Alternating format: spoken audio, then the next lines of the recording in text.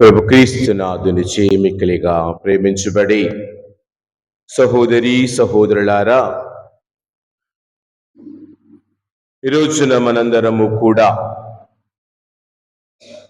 4వ ఆగమన కాలపు 4వ ఆదివారాన్ని కొనియాడుచు క్రీస్తు జయంతి పండుగకు ఆయత్తపడుచు దగ్గర పడుచు శుభతరుణములో ఈ రోజున మనము విన్నటువంటి 3 పవిత్ర గ్రంథ వాక్యములు, ముఖ్యముగా ఈనాటి 2వ పఠనములో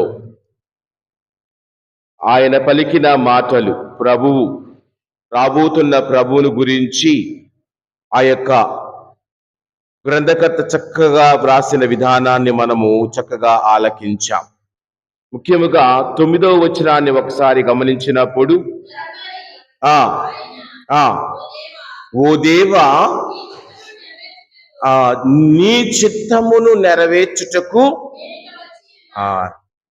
ఆయన చిత్తమును నెరవేర్చుటకు నేను ఇచ్చటకు వచ్చి ఉన్నాను. ఏమిటి దేవుని చిత్తము? దేవునికి తల వంచి జీవించుట దేవుని చిత్తం. దేవుని ఆజ్ఞకు బద్దులుగా ఉండుట దేవుని చిత్తం. దేవుని చిత్తం అంటే యేసు ప్రభువు చేసిన పనులను బట్టి ఆయన దేవునికి తల వంచి జీవించాడు. నా తండ్రి చెప్పినట్లుగా నేను చేస్తున్నాను అన్న మాటలను బట్టి దేవుని చిత్తము.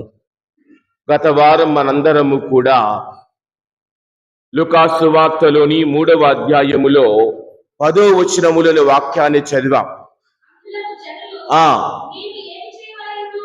వారు అడుగుతున్నారు, మా చిత్తము ఏమిటి, మేము చేయవలసిన పనులు ఏమిటి, దేవుని చిత్తమును తెలుసుకొని ఏమి చేయాలి, ఎలాగ మసలుకోవాలి అని అడిగారు.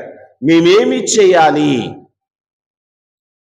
మేము ఏమి చేయాలి అని అడుగుతూ ఉన్నారు. ఈ రోజున కూడా యేసు ప్రభువు దేవుని చిత్తమునకు తల వంచి వచ్చి ఉన్నారు. ఆయన అంటూ ఉన్నారు, ఓ దేవా, నీ చిత్తం నెరవేర్చుటకు వచ్చి ఉన్నాను.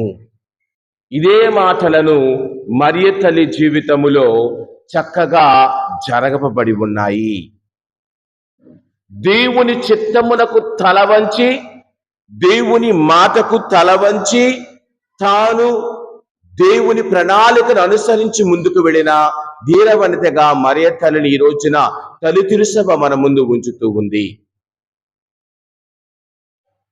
ఈ రోజుల్లో గమనిస్తే ప్రియ సహోదరి సహోదరులారా, ఈ 4వ వారములో గత 2 వారాలుగా మనము చూస్తే 2-3 ఆదివారాలలో బప్తిస్మ యోహానుని గురించి మనము ధ్యానించుకున్నాం. ఈ రోజున మరియ తల్లిని ప్రత్యేకముగా ధ్యానించుకుందాం.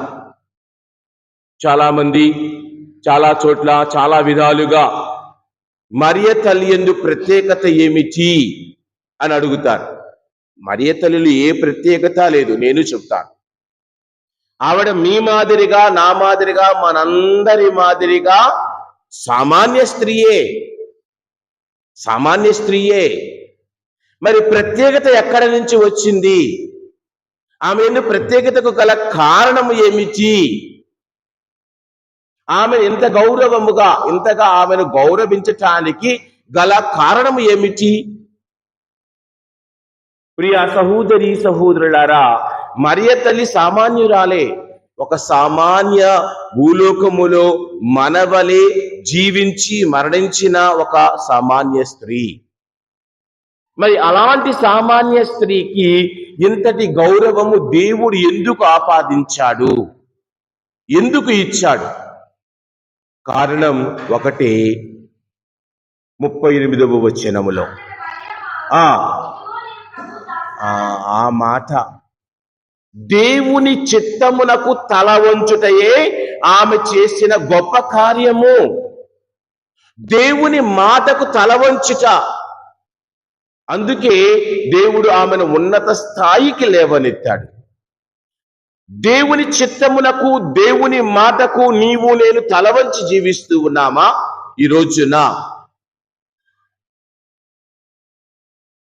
రోజున వాక్యాలను గమనించినప్పుడు దేవుని గ్రంథమును గురించి మనం ధ్యానిస్తూ ఉండగా దేవుని చిత్తమును నెరవేర్చి దేవుని గురించి సాక్ష్యం ఇచ్చుటకు తాను కూడా మనవలే జీవించింది.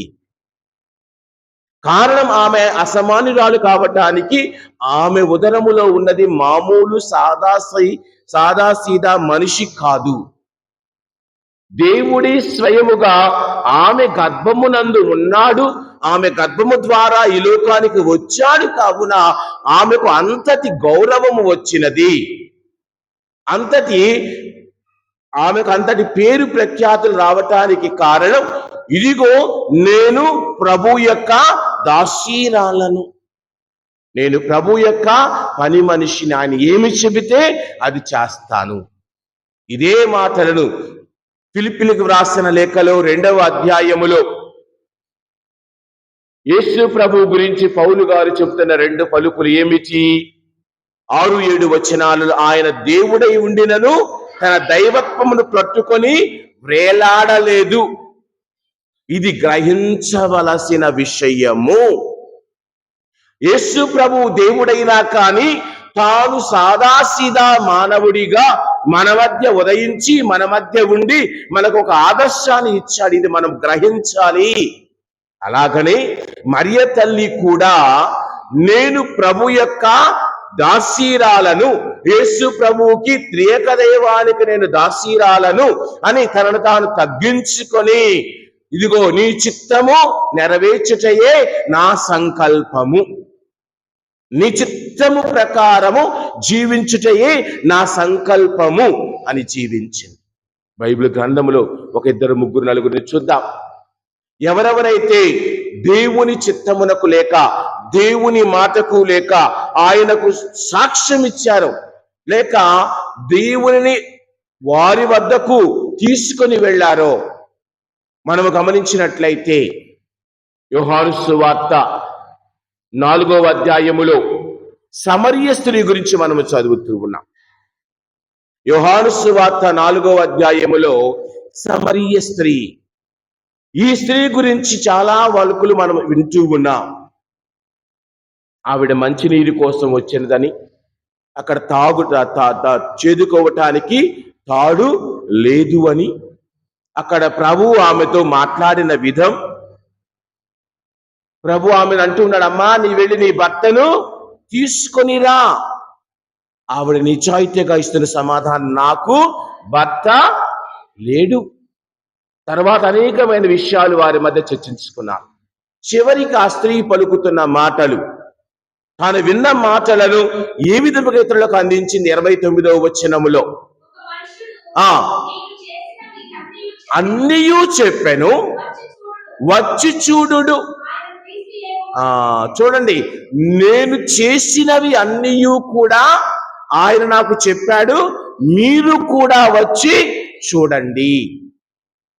చూడండి, అనేక మందిని ఆవిడ ప్రభు దగ్గరకు తీసుకొని వెళుతూ ఉంది.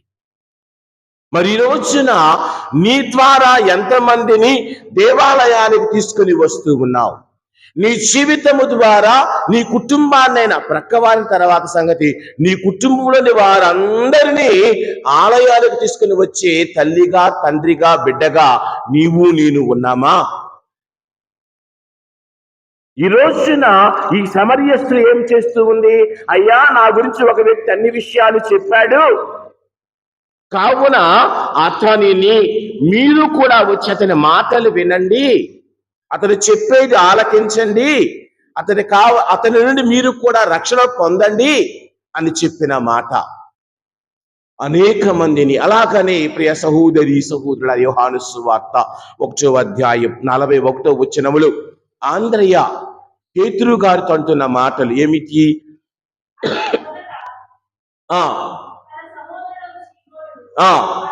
కనుగొని మేము మెస్సయ్యను కనుగొన్నాము, మేము యేసు ప్రభువుని గుర్తించాము అని చెబుతూ ఉన్నాడు తన సహోదరుడు సిమోను పేతురుతో ఆంద్రయ. అనగా ఆయన అతనిని ప్రభు దగ్గరకు తీసుకొని వస్తూ ఉన్నాడు.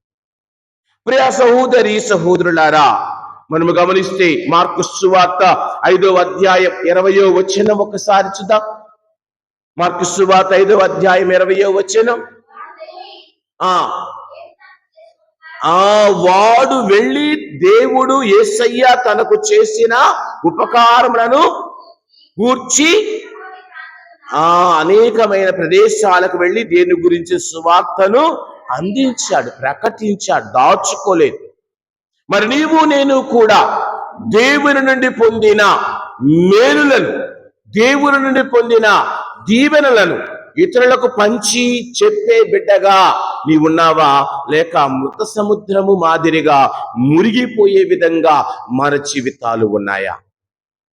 నీ కుటుంబానికి దేవుడు చేసిన మేలులను, దేవుడు నీ కుటుంబానికి ఇచ్చిన దీవెనలను ఇతరులకు అందించే బిడ్డగా ఈ రోజున నీవు నేను ఉన్నామా?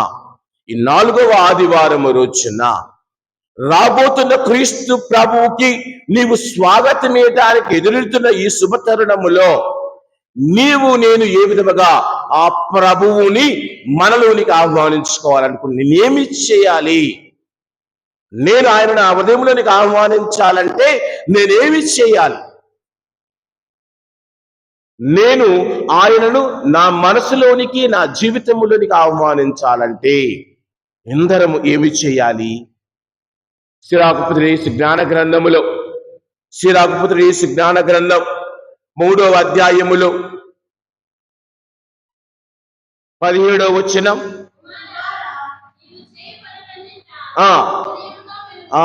మనము చేయు పనులన్నిట వినయముతో, మొదటిగా మనము చేయవలసింది వినయము కలిగి జీవించాలి. నీకు ఎంత ఉన్నా, ఏది ఉన్నా దేవునికి ప్రథమ స్థానాన్ని ఇస్తూ వినయము, విధేయత కలిగి జీవించాలి. రెండవది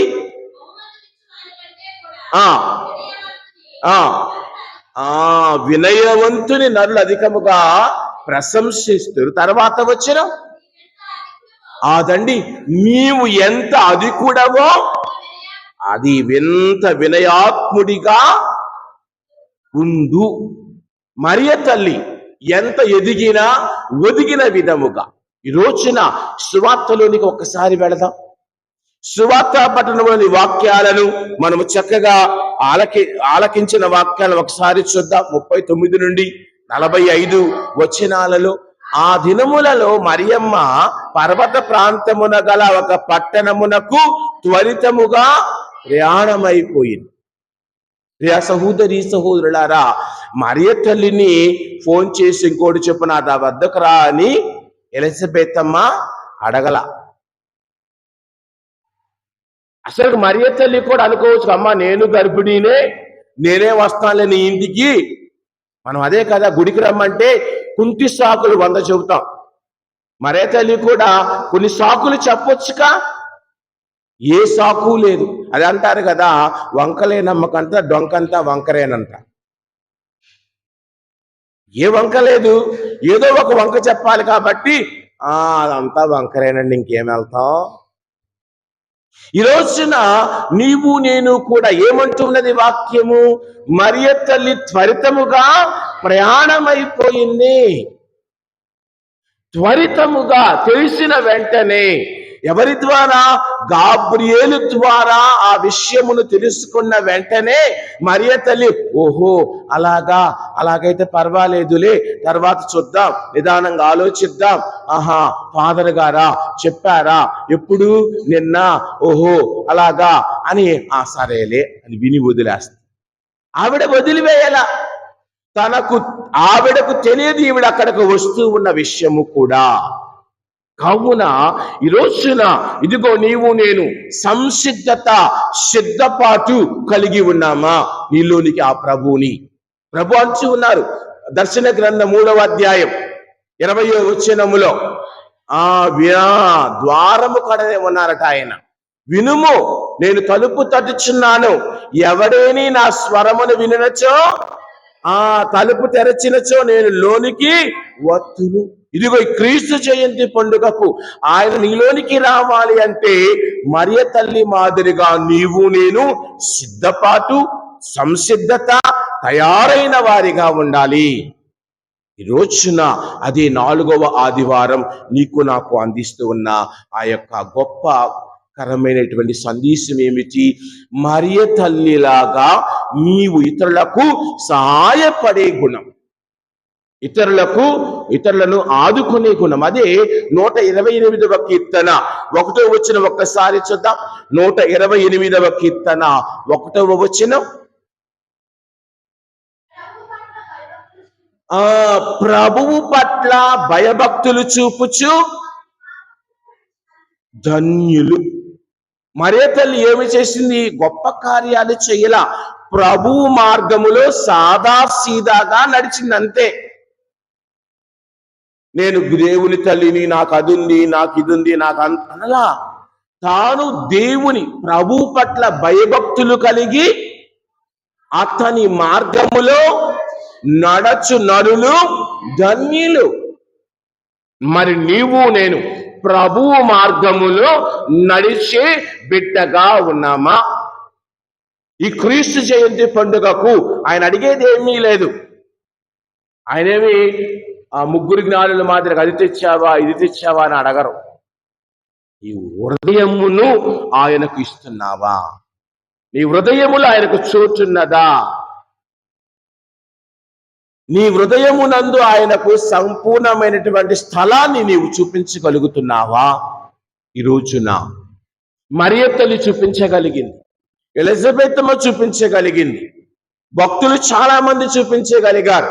మరి నీవు నేను అతనికి ప్రభువునకు నీ హృదయములో స్థలము చూపించగలిగి, నీ హృదయములో స్థానమును చూపించగలిగి, నీ జీవితములో స్థానమును చూపించగలిగే బిడ్డగా నీవు నేను ఉన్నప్పుడు ఈ యొక్క క్రీస్తు జయంతి పండుగకు మనందరం భాగస్థులమే. ఏమొచ్చు? ఆయన పట్ల భయభక్తులు కలిగి జీవించుట. యోహాను సువార్తలు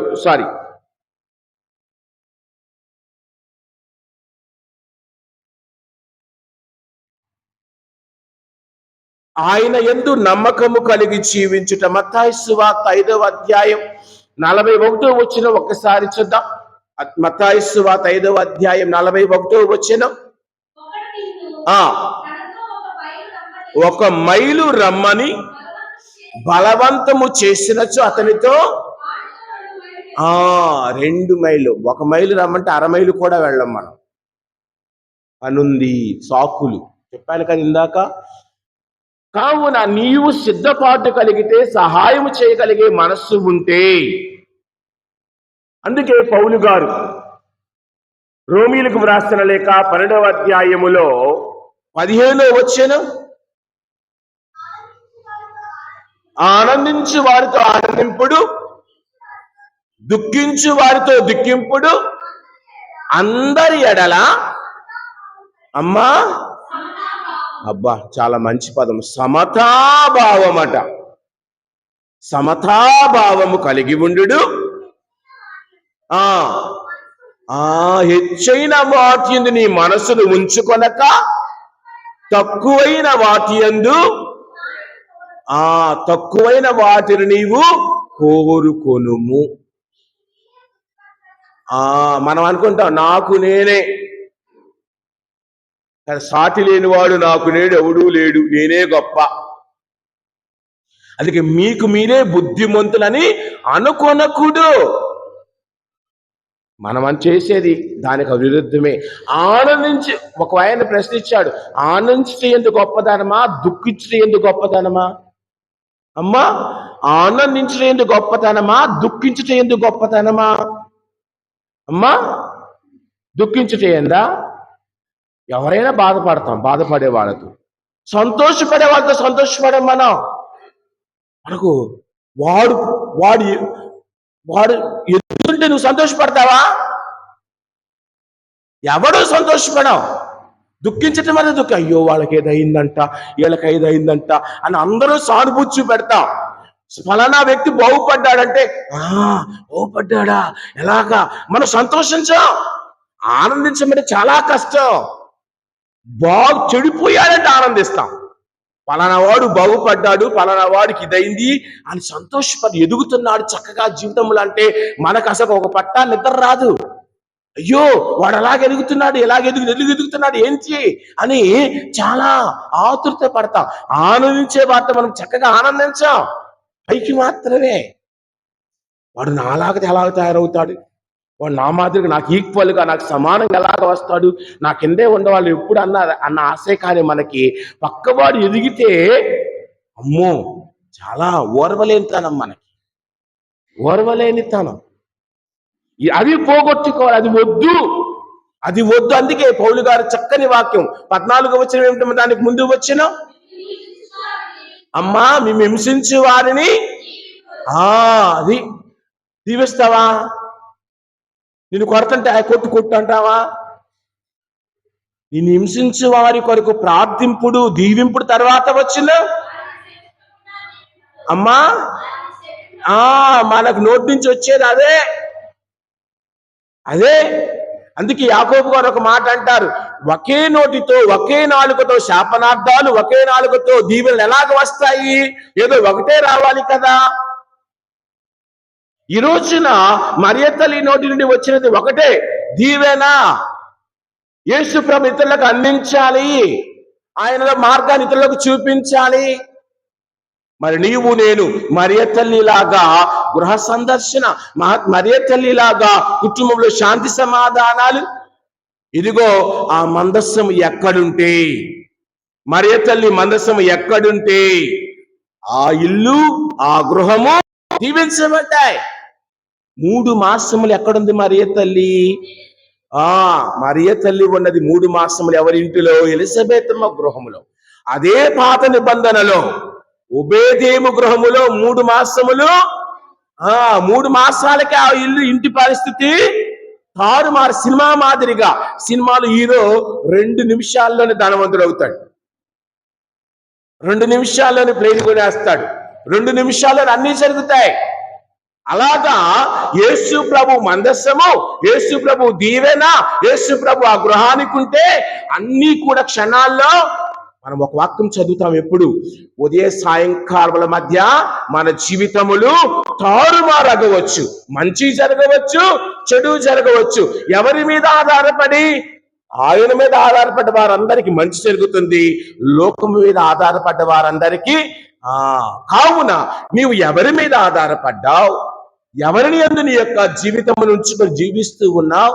ఈ రోజున మరియ తల్లి ఆ గృహమునందు ఉండగా ఆ గృహమంతా కూడా దీవించబడింది. మరి నీ గృహమునందు యేసు ప్రభు ఉంటే ఇంకెంత గొప్పగా నీ గృహము, నా గృహము, మనందరి గృహాలు దీవించబడతాయి. ప్రియ సహోదరి సహోదరులారా, కావున మనము ఆనందించే వారితో ఆనందించాలి, దుఃఖించే వారితో దుఃఖించాలి. తర్వాత ఏమంటూ, అందరి ఎడల సమతాభావము కలిగి ఉండాలి.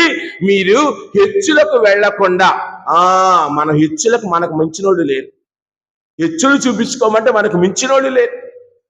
హెచ్చులకు వెళ్లకుండా తగ్గింపు స్వభావముతో ఉండు అని వాక్యము సెలవిస్తూ ఉంది. మరియ తల్లి హెచ్చులకు వెళ్ళలా, తాను దేవుని తల్లి, భగవంతునికే తల్లి. మరి అలాంటి తల్లిని ఈ రోజున స్మరణ చేస్తూ, ఈ రోజున మనం చూస్తూ ఉండగా ఆ తల్లి ఒక సామాన్య స్త్రీ వలె ఎలిజబెతమ్మ ఇంటికి వెళ్ళి ఆమెకు ఊడిగము చేసి ఆమెకు సహాయపడింది. మరి ఈ రోజున నీవు నేను దేవాలయానికి సహాయపడే బిడ్డలుగా ఉన్నామా? దేవాలయము కోసం నీ సమయాన్ని ఇచ్చే బిడ్డలుగా ఉన్నామా? దేవుని కోసం, దేవాలయం కోసం అంటే దేవుని కోసం ఆదరగారండి, ఆదివారం అండి, కష్టం అండి, ఇంటికి వెళ్ళాలండి, కూర వండుకోవాలండి. మనకి దేవుడు నీకు ఇచ్చిన సమయములో దేవునికి సమయాన్ని ఇస్తూ ఉన్నామా? దేవుడు నీ ఎడల చేసిన కార్యములకు గాను నీవు దేవుని ఎడల కృతజ్ఞత కలిగి ఉన్నావా? ఓ నా ఆత్మమా ప్రభువుని స్తుతించుము. 103వ కీర్తనే కదా, 1వ వచనం ఏమిటి? ఓ నా ఆత్మమా ప్రభువుని స్తుతించు, నాలోని సమస్త శక్తులారా ఆయన నామమును సన్నుతింపుము, ఆయన చేసిన మేలు వేటిని కూడా. అదేనమ్మా 103వ కీర్తనేనా? స్తుతించుము. ఆయన చేసిన పవిత్ర నామమును సన్నుతింపుడు, స్తుతింపుము. ఏని నీ మరువవు. ఆయన నీ కుటుంబములో నీకు చేసిన మేలులను, ఉపకారములను వేటిని కూడా మరువవద్దు. మరియ తల్లి మరువల. లూకాసు సువార్త 2వ అధ్యాయం 19వ వచనములో ఏమంటూ ఉన్నది ఆ తల్లి? అంతయు మనసున బదిలపరుచుకొని దేవుని స్తుతిస్తూ ఉంది. ఈ రోజున రాబోతున్న క్రీస్తు జయంతికి ఆయత్తపడే నీవు దేవుడు నీ కుటుంబానికి చేసిన మేలులకు గాను నీవు కృతజ్ఞత కలిగి ఉన్నావా? ఓ నా ఆత్మమా, ఓ నా శరీరమా, ఓ నా శక్తులారా ఆయన నామమును ఉద్ఘాటింపుడు, కీర్తింపుడు అన్న మాటలను నేను కలిగి జీవించాలి. కావున ఆయన చిత్తమును ఎరిగి ఆయన మాటకు తల వంచి జీవించే బిడ్డలుగా ఆయన మనందరూ దీవించాలని ప్రార్థన చేసుకోవాలి. ఈ రోజున మరి వచ్చే మంగళవారం నుండి మనం మంగళవారం రాత్రి పూజకు సిద్ధపడుతూ ఉండగా ఇంకొక ఈరోజు 22వ తారీఖు, 23, 24 అంటే మధ్యలో సోమవారం మాత్రమే మనకు ఉన్నది. ఈ ఒక్క రోజులో నీవు నీ మనస్సునందు, నీ జీవితమునందు నీవు చేసిన తప్పులకు ప్రాయశ్చిత్తపడి బిడ్డగా నీవు ఉన్నావా? అందరం కూడా ఒకసారి బైబిల్ మూసివేద్దాం. చిన్న పశ్చాత్తాప ప్రార్థన. రాబోతున్న క్రీస్తుకు నీ హృదయంలో చోటిచ్చుటకు నీలో ఉన్న తప్పిదమ్ములను ప్రభు ముందు ఉంచి అడుగు. చేతులు జోడిద్దాం, తల వంచుకొని ప్రార్థిద్దాం, అడుగుదాం. అయ్యా, ఇదిగో ఈ పాపిని క్షమించు. సమరీయ స్త్రీని క్షమించిన ప్రభువు, సమరీయ స్త్రీకి క్షమాపణ గుణాన్ని ఇచ్చిన ప్రభువు, సమరీయ స్త్రీ జీవితాన్ని పూర్తిగా మార్చివేసిన ప్రభువు